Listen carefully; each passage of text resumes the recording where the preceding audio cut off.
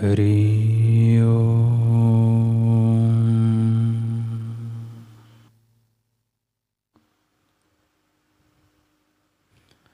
हरि ओम।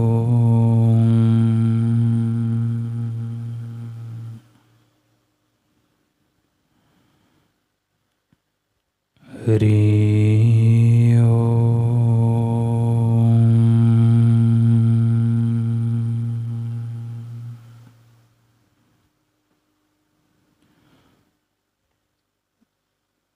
ओम श्री सद्गुरु परमात्मने नमः। श्री योग वशिष्ठ महारामायण।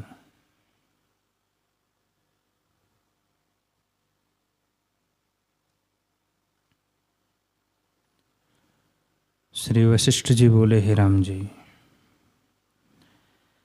जिसकी बुद्धि में पदार्थों का रंग चढ़ता है वह राग द्वेष रूपी नरक से मुक्त नहीं होता, और जिसको एकात्मा का अभ्यास होता है उसे अभ्यास के बल से सब जगत आत्म तत्व भासित होता है और वह राग द्वेष से मुक्त होता है। जैसे स्वप्न में किसी को अपना जागृत स्वरूप स्मरण आता है तो वह स्वप्न के सब जगत को अपना देखता है, वैसे ही जिसको आत्मज्ञान होता है उसको सब जगत अपना रूप ही दिखता है।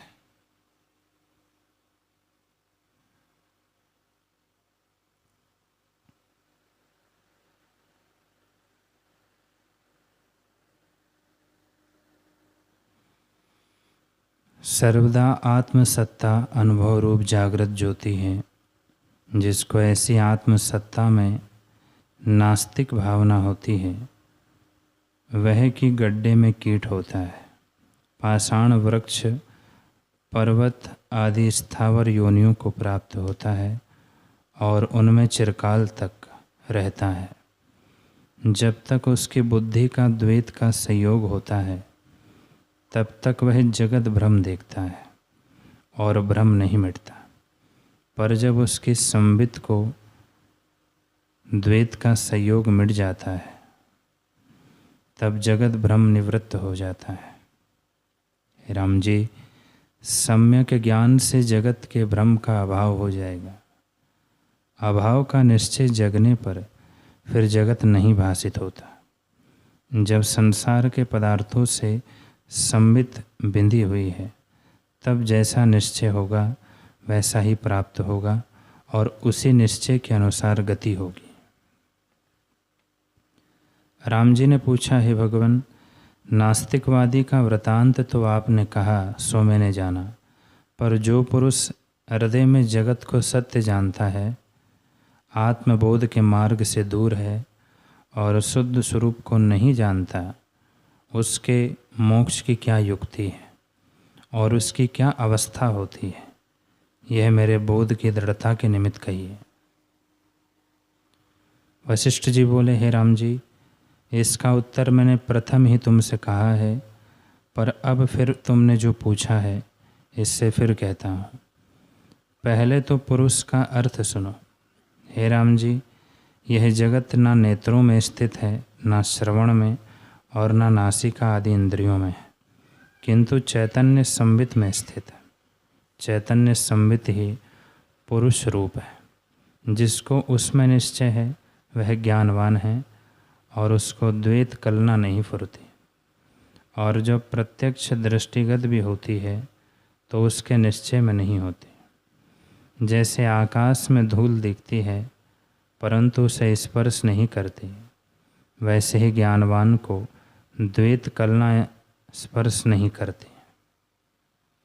जिस चैतन्य संबित में फुरने का संबंध है उसको जगत का आकार दिखता है, और जिस पुरुष की संबित में देश काल क्रिया और द्रव्य का संबंध है वह कलंक में दृढ़ हो रहा है, और जो अपने वास्तव अद्वैत स्वरूप के अभ्यास से मार्जन नहीं करता वह वास्तव चैतन्य आकाश रूप होने पर भी कलंक से वासना के अनुसार जगत उसे अपने से भिन्न लगता है, द्वैत भ्रम नहीं मिटता।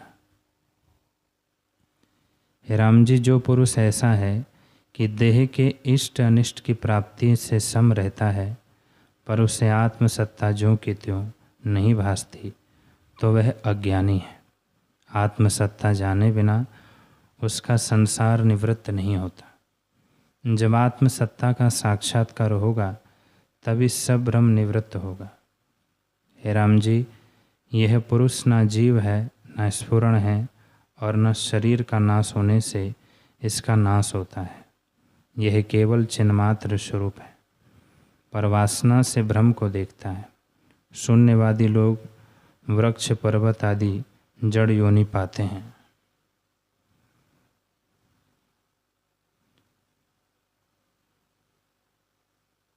हे राम जी, शून्यवादी लोग वृक्ष, पर्वत आदि जड़ योनि पाते हैं जो सदा अनुभव स्वरूप है। उसको त्याग कर जो और को इष्ट मानते हैं वे मूर्ख हैं, और उनको आत्म सुख नहीं प्राप्त होता। आत्मा के प्रमाद से अहम, तुम, भीतर, बाहर आदि शब्द भाषित होते हैं। जब आत्मज्ञान हुआ तब सब शब्द आत्म रूप हो जाते हैं। जिन पुरुषों ने आत्मा अनात्म को निर्णय करके नहीं देखा, वे पुरुषों में नीच हैं। जिस पुरुष ने निर्णय करके आत्मा में अहम प्रतीति की है और अनात्म का त्याग किया है, वह महापुरुष है। उसे मेरा नमस्कार है। जिसने अनात्मा में अहम प्रतीति की है और आत्मा का त्याग किया है, वह बालक है। जैसे आकाश में बादल ही हाथी और घोड़े के आकार से दिखते हैं और समुद्र में तरंग उठते हैं, वैसे ही आत्मा में जगत दिखता है, पर द्वैत कुछ नहीं। जैसे स्वप्न के नगर अपने अपने अनुभव में स्थित होते हैं और बाहर द्वैत की नहीं भासते हैं, सो वे आभास मात्र है। वैसे ही आत्मा में जो जगत भासित होता है, वह आभास मात्र है, वास्तव में कुछ नहीं। जिसको आत्मसत्ता का अनुभव हुआ है, उसे जगत के शब्द, अर्थ और राग द्वेष किसी की कल्पना नहीं रहती। उसको पुण्य पाप का फल स्पर्श नहीं करता। हे राम जी, ज्ञान संबित का नाश कभी नहीं होता। इससे विश्व भी अनुभव रूप है। इस जगत का निमित्त कारण और समवाय कारण कोई नहीं, क्योंकि वह अद्वैत है। और जो तुम कहो कि प्रत्यक्ष घटाधिक समवाय और निमित्त कारण उपजते दिखते हैं, तो जैसे स्वप्न में कारण कार्य अनहोते भी दिखते हैं, वैसे ही यह भी जानो। प्रथम तो स्वप्न में ये बने हुए दिखते हैं और पीछे कारण से होते दिखते हैं, वैसे ही यह भी जानो। केवल भ्रम मात्र है। जैसे स्वप्न दृष्टि का जागने पर अभाव होता है, वैसे ही ज्ञान से इसका भी अभाव हो जाता है। यह दीर्घ काल का स्वप्न है, इससे जागृत कहता है। जैसे स्वप्न की सृष्टि अपने आप होती है और निद्रा दोष से भिन्न दिखती है, वैसे ही ये जगत अपना ही रूप है, परंतु अज्ञान से भिन्न दिखता है। जागृत में ज्ञान से सब अपना रूप भासित होता है। इससे राग द्वेष का अभाव हो जाता है। जैसे चंद्रमा और चंद्रमा की चांदनी में भेद नहीं, वैसे ही आत्मा और जगत में कुछ भेद नहीं। आत्मा ही जगत रूप होकर भासित होता है। हे राम जी, तुम अपने अनुभव में स्थित होकर देखो कि सब ब्रह्म रूप है, जगत कुछ नहीं। वह सर्वात्मक रूप और साध्य है। जैसे शरत काल का आकाश शुद्ध निर्मल होता है, वैसे ही आत्मसत्ता स्फुरण रूपी बादल से परम शुद्ध और शांत रूप है, और उसमें स्थित होने से मान और मोह का अभाव हो जाता है। किसी पदार्थ की तृष्णा नहीं रहती। जीव प्रारब्ध गति से जो कुछ आकार प्राप्त होता है उसको भोगता है। वह आत्मदृष्टि द्वारा दुख से रहित होकर प्रत्यक्ष आचार करता है। उसको शास्त्र का दंड नहीं रहता, वह परम शांत रूप विराजता है।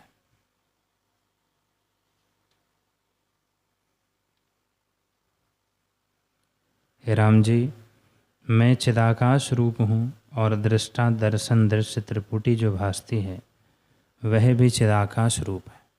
आत्मसत्ता ही त्रिपुटी रूप होकर भासती है, दूसरी वस्तु कुछ नहीं। नास्तिकवादी जो यह कहते हैं कि परलोक कोई नहीं, अर्थात जो कहते हैं कि आत्मसत्ता कोई नहीं, वह मूर्ख है। हे राम जी, जो अनुभव आत्मसत्ता न हो तो नास्तिक किससे सिद्ध हो? जिससे नास्तिकवाद भी सिद्ध होता है वही आत्मसत्ता है। जो इष्ट अनिष्ट पदार्थ में राग द्वेष करते हैं और आत्मा का नाश कहते हैं, आत्मा का नाश कहते हैं, वह महामूर्ख है। जैसे जागृत के प्रमाद से स्वप्न में इष्ट अनिष्ट में राग द्वेष होता है, जीव इष्ट को ग्रहण करता है और अनिष्ट को त्यागता है। जागने पर सब अपना ही स्वरूप दिखता है और ग्रहण त्याग तथा राग द्वेष किसी पदार्थ में नहीं रहता। वैसे ही आत्मा के अज्ञान से किसी पदार्थ में राग होता है और किसी में द्वेष होता है।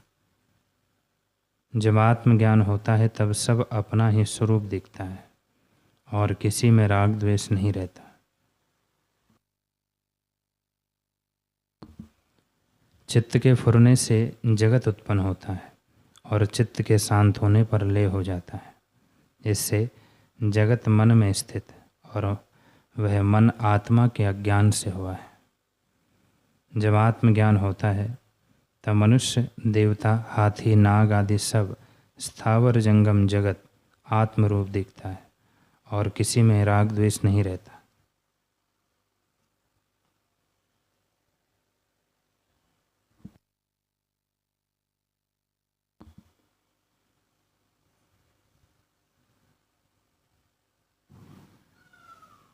नास्तिकवादी को नास्ति कहते हैं, वही अस्थि का साक्षी सिद्ध होता है।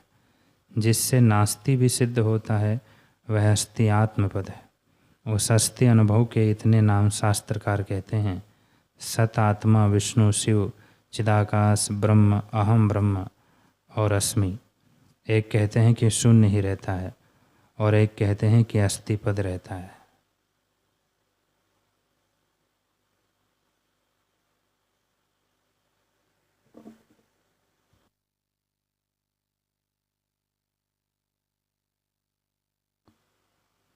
हे राम जी, ये सब संज्ञा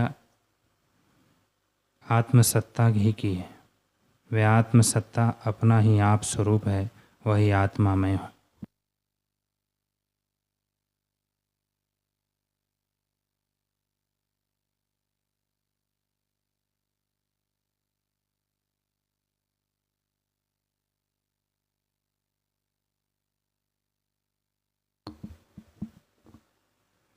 हे राम जी,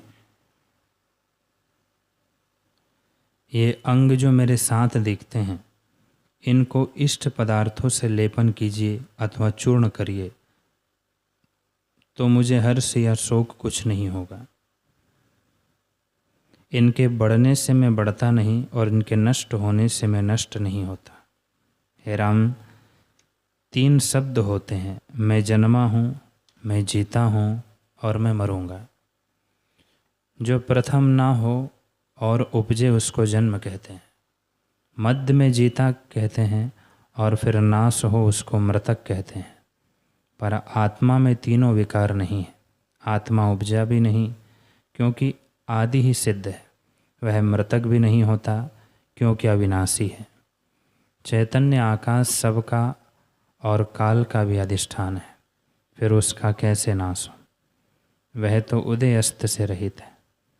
जिसमें देश काल वस्तु और जगत का किंचन होता है, उससे आत्मा का नाश कैसे हो? इससे आत्मा अविनाशी है।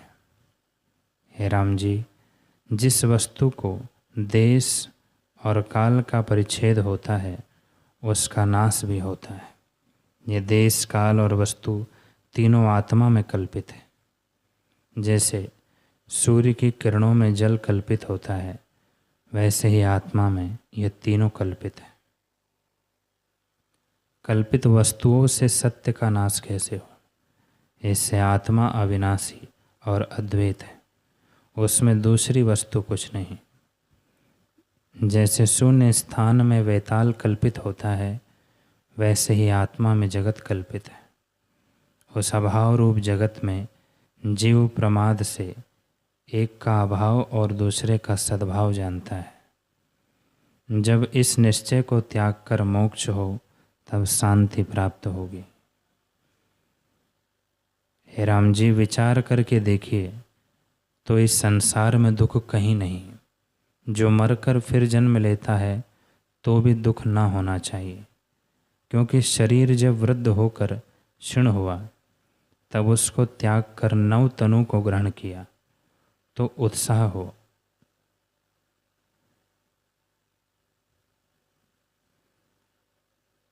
नव तन को ग्रहण किया तो उत्साह होना चाहिए। जो मृतक होकर फिर नहीं उपजता तो भी आनंद होना चाहिए, क्योंकि जब तक जीता था तब तक ताप था। एक का भाव जानता था, एक को ग्रहण करता था और एक को त्याग करता था। इससे संतप्त होता था। उनसे यदि छूटा तो बड़े आनंद की बात है। और जो सब चिदाकाश रूप है तो भी अपना रूप आनंद रूप है, दुख कुछ ना होगा। राम जी, एक प्रमाद से ही दुख होता है और किसी प्रकार दुख नहीं होता। यह सब जगत आत्मरूप है, और जब आत्मरूप है तो दुख कैसे हो? जो तुम कहो कि मैं अपने कर्मों से डरता हूँ जो परलोक में मेरे लिए भय का कारण होंगे, तो ऐसे जानो कि बुरे कर्म का दुख कष्ट यहाँ भी होता है और परलोक में भी होगा। इससे बुरे कर्म मत करो। मैं तुमसे ऐसा उपाय कहता हूँ जिससे तुम्हारे सब दुख नष्ट हो जाएंगे। वह उपाय यह है कि तुम जानो मैं नहीं, अथवा ऐसे जानो कि सब मैं ही हूँ। सब वासनाएं त्याग कर अपने को अविनाशी जानो और आत्मसत्ता में स्थित हो। यह सब जगत भी तुम्हारा ही रूप है। जब ऐसे आत्मा को जानोगे तब शरीर के त्याग से भी कोई दुख ना रहेगा और शरीर के होते भी दुख ना होगा। यदि पूर्व शरीर को त्याग कर नया जन्म लिया तो भी आनंद हुआ, परम शांति हुई। और जो चिदाकाश रूप है तो भी परम आनंद हुआ। हे राम जी, सब प्रकार आनंद है, केवल भ्रांति से दुख होता है। जब स्वरूप का साक्षात्कार होगा तब सब जगत ब्रह्मानंद स्वरूप प्रतीत होगा। हे राम जी, जिसको आत्मसत्ता का प्रकाश प्राप्त है वह पुरुष सदा आनंद में मग्न रहता है। वह प्रकृत आचार भी करता है, परंतु इष्ट अनिष्ट की प्राप्ति में स्वरूप से चालायमान कभी नहीं होता।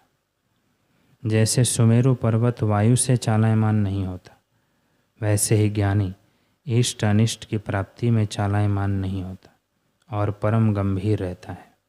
अतएव जो कुछ आत्मा से भिन्न उत्थान होता है उसको त्याग कर अपने स्वभाव में स्थित हो जाओ, क्योंकि चिन्मात्र सत्ता शरत काल के आकाश से दृश्य निर्मल है। जब ऐसे स्वच्छ केवल और चिन्मात्र का अनुभव होगा तब जगत द्वैत रूप ना भासेगा और व्यवहार में भी द्वैत ना फरेगा।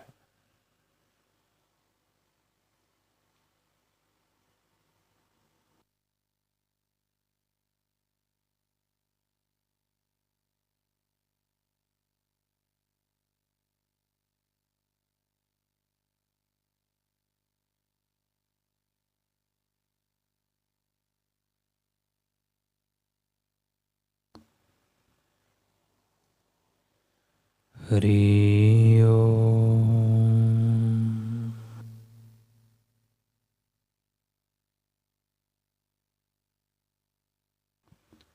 हरि ओम।